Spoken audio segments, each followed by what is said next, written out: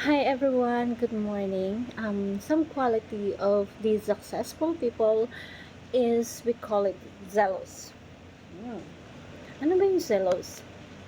Hindi zealous, zealous. They are enthusiastic towards something. They are passionate towards something. And most of them, they do the things that they do not because napipilitan lang sila, but because that is a part of their passions. So meaning they are burning hot when it comes to that kind of area in their life. Physical, being emotional or spiritual.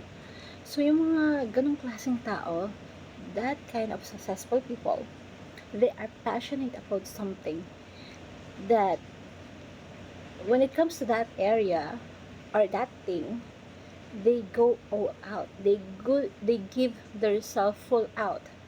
They didn't resist. They are very eager to do the best thing on that area of their life. Na sila yung tipong tao that they hindi sila nagrereklamo even if it's challenging yung situation, if there is kahit na suffering, but if you are enthusiastic and passionate about things, hindi sila susuko kasi they love what they are doing. And that is zealous. Marami kasi sa atin sa panahon, magaling tayo sa umpisa. Pero kapag nakakaranas na tayo ng hirap, ng pagod, ayaw na natin, susuko na tayo.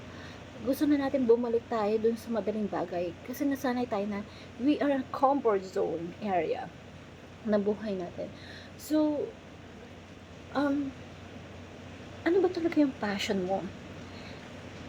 Because when you know your passion, so I think you can exert more on that area of your life where you are passionate. Malay mo yung bagay na tamad na tamad kang gawin, yung pala yung pwedeng maging reasons para maging successful ka sa gagawin mo. So kung meron kang gagayahin sa mga taong successful, yun yung pagiging zealous, pagiging passionate about something, pagiging dedicate about something. So when it comes on that area, so it depends on you. You have to find in your life what is your passion so you can give all out your passion in everything that you do. Because when you are happy of what you are doing and you are compassionate about that, you give your 100% on that. Yung mga taong successful, they are motivated, they are very passionate, and the urge that come out to them is totally full out because they are happy. So let's think about it, that everything or the passionate that you can do, think at it as it is your last on that thing, so that you can give your 100%. Let's find out the purpose of our life and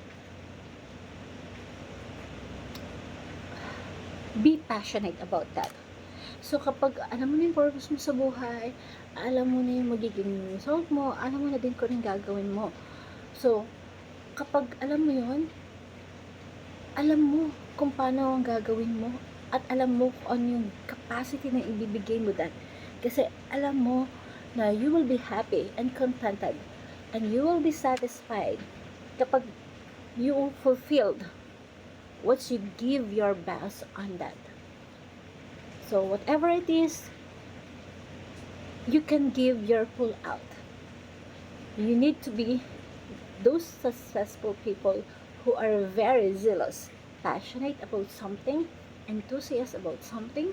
That's why you have to understand right now who you really are and what is your purpose in order for you to find out the same happiness, the same choices, and the same successful like those people. Thank you everyone and God bless.